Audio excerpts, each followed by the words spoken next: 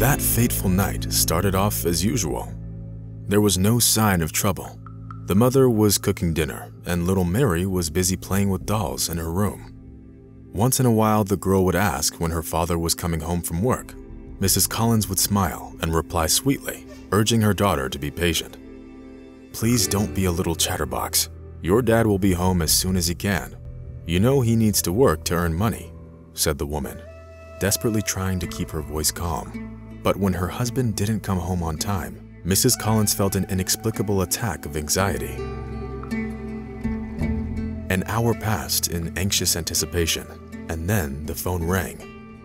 Mrs. Collins rushed to it and was the first to answer. Little Mary smiled happily and thought that her dad was calling to warn them that he needed to stay at work late. But when the girl saw her mother's face, who was crying and clutching at the phone, she felt uneasy. Tears were pouring down Mrs. Collins' face, as it wasn't Michael who was calling, but his boss, who called to tell her the terrible news. As it turned out, Mr. Collins died in an industrial accident when a poorly fixed high-altitude cable slipped from its attachment and the unfortunate installer fell from a 20-meter height. Mr. Collins' funeral and the guilty eyes of his colleagues would stay forever engraved in Mary's memory, who couldn't come to terms with what had happened and felt like it was some kind of a silly joke. Acceptance came much later, but having lost her breadwinner, the family found itself below the poverty line. Mrs. Collins tried to provide the essentials for herself and her daughter, and also to pay for the housing rent. Unfortunately, the family's expenses exceeded her income, and therefore Mary and her mother had to live from hand to mouth. Therefore, when Mrs. Collins met Larry, who was 10 years older than her, she didn't hesitate long and held onto him like a drowning man holds on to a straw. Some of it was due to the fact that Larry Parker persuaded Claire to move to another state with him, where he claimed that he owned a house. The unfortunate widow had nothing to choose from. Thus, without thinking twice, she accepted the offer with her new boyfriend. As it turned out later, Larry was lying, and he didn't own his own house in Montana. There was only one thing that Mr. Parker failed to mention, apparently thinking that it wasn't important enough. The fact was that the man suffered from latent alcoholism, which people around him simply didn't notice. But the longer Larry and Mrs. Collins lived together, the more often the owner of the house got drunk and behaved disrespectfully. Mrs. Collins fought it as best as she could, but it was impossible to convince Larry that he had a problem. Moreover, he most usually backed up his arguments with the help of his fists. Sometimes he even hit Mary, who was growing up very quiet and timid, having to witness her stepfather's scandals and alcoholism. Time went by, and the difficult life caused Mrs. Collins' health to deteriorate quickly. One night, after yet another drunken brawl with Larry, she started getting chest pains. Mary, who was 15 at the time, called the ambulance. Unfortunately, despite all the efforts of the ICU team, they couldn't save Mrs. Collins. The woman's weak heart couldn't handle the trials that fell on her, especially Larry's abuse. Thus, by the will of evil fate, Mary became an orphan in an instant. With the passing of her mother, her stepfather began to drink even more, thereby turning the life of the teenage girl into a living hell. Thus passed 3 years. 3 years full of hopeless routine and unbearable Larry, who now began to look at his stepdaughter weird. Anticipating trouble, Mary packed an emergency bag a long time ago. She also enlisted the support of her friend, who promised to shelter her in case she needed it. That evening, Larry drank more than usual, and being drunk out of his mind, he was very aggressive. Having broken down the door to the girl's bedroom, he pounced on his stepdaughter without warning. However, the old man failed to account for the fact that Mary grew up in a household full of fear and aggression and was thus ready to stand up for herself. So while the rowdy stepfather sat by her bed with a broken nose, the girl quickly grabbed her emergency bag and went out into the darkness of the October night. "You lowlife, you ungrateful little tramp. I gave you shelter, I fed you, I bought you clothes. And that's how you thank me for my kindness?" Larry was screaming after her, holding ice against his nose. Fortunately, Catherine took Mary in as promised. "Thank you, friend. If only you knew how glad I am that I left my stepfather's house," the runaway Mary told her friend. Realizing that she couldn't be a freeloader at her friend's house, Mary started looking for a job the next day. At first, no one wanted to hire the young girl with no work experience, but then fortune smiled on her. She was hired to work as a waitress at a small cafe. Despite the small salary, Mary liked her job, considering that she could keep the tip she got during her shift. The beautiful, energetic girl immediately attracted the attention of the cafe's regulars, including Ryan, a graduate student of one of the most prestigious educational institutions in the country. The guy was used to getting what he wants, and having seen Mary, he wanted to get her. Bouquets of roses and beautiful compliments did their job, and in less than a couple of months after they first met, the girl had already become a frequent guest in the house of the King family. Unfortunately, Ryan's mother disliked the future daughter-in-law at first sight and never failed to repeat to her son, "Why do you need this beggar? She has no family or relatives.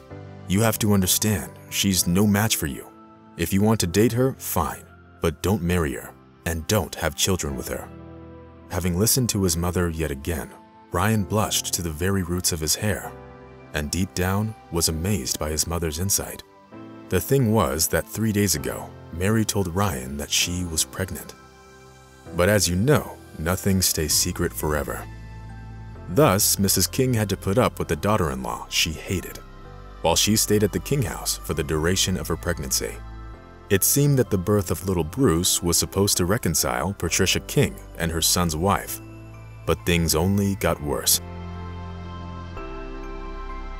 3 years went by, filled of scandals and family squabbles. After graduation, Ryan got a job with one of the city's commercial firms and entrusted all the care of their son to Mary, who had to endure the moralizing and incessant reproaches of her mother-in-law all the time. "This isn't my grandson. You fooled my son, but you won't be able to fool me. I see that he looks nothing like my Ryan," Mrs. King said, with undisguised anger in her voice. Poor Mary tried not to snap back. In order not to make the relationship even worse, Mary devoted all her free time to little Bruce. Sometimes, when the words of her mother-in-law hurt her deeply, the girl cried at night, burying her face in the pillows. But the straw that broke the camel's back was the news of Ryan's affair with his boss. As it turned out, he didn't even hide the fact that he spent his nights with the older woman who liked young guys and promised to help him advance his career. Without saying a word to the family, which hated her anyway, Mary packed her things and went to her friend's house with the small child in her arms. Of course, just like the first time, Catherine took her in. However, she made it clear that Mary couldn't stay with her for long and needed to find her own place as soon as possible. Since the girl didn't have time to look for a job, she once again got the job at the same cafe where she met Ryan 4 years ago. But only now it was very difficult to juggle work and childcare. Mary often came to work with dark circles under her eyes and was literally falling off her feet from the lack of sleep and fatigue. Of course, the employers didn't exactly like it, and the clients didn't pay as much attention to the exhausted waiter and thus tipped much less. One day, an elderly man walked in during Mary's shift. He was staggering and clutching his hand to his chest. The administrator was outraged and not even trying to hide his contempt. He told the old man to leave the premises, as they didn't let drunk visitors into the cafe. In response to this, the old man turned pale and, gasping for air, fell to the floor. Other visitors and the cafe staff looked around in confusion and didn't know what to do. Mary was the only one who held it together in the difficult situation and called the ambulance. Thanks to the competent actions of the doctors and the help of the young waitress, the old man survived. As it turned out, the elderly man's name was Lewis Carter, and he had a heart attack. When the man got better and the doctors discharged him, prescribing him outpatient treatment, he came to see Mary in the cafe and, barely holding back his tears, said, "Thank you, kind stranger. You saved me." Let me repay you for your kindness. I live alone in a big house. I don't have a wife or children. I don't need this mansion. Move in with your son and live with me as long as you need." Mary was very touched by the old man's kindness. She was very tired of staying at the endless string of hotels and inns, so she happily accepted this offer. Mr. Carter turned out to be a man of his word and allocated half of the house for Mary and little Bruce, who really liked the old man's house. Unfortunately, the elderly man's health wasn't great, and within 7 months, Mr. Carter had another heart attack. Sensing his imminent death, the old man called Mary and, taking her hand, whispered, "That's it, dear. I'm dying. I signed over all my property to you. It's all in your will, but that's not the main thing. There's a box in my barn behind a workbench with tools. Everything that's inside now belongs to you and Bruce. Come on, Mr. Carter. Do not rush to die. Hold on a bit longer. I'll be quick," Mary whispered, and rushed to call the ambulance. This time, however, the old man's health was in a worse state, so he was immediately taken to the ICU. Mary came back from the hospital very upset. Mr. Carter needed a very expensive surgery, which she didn't have the money for, of course.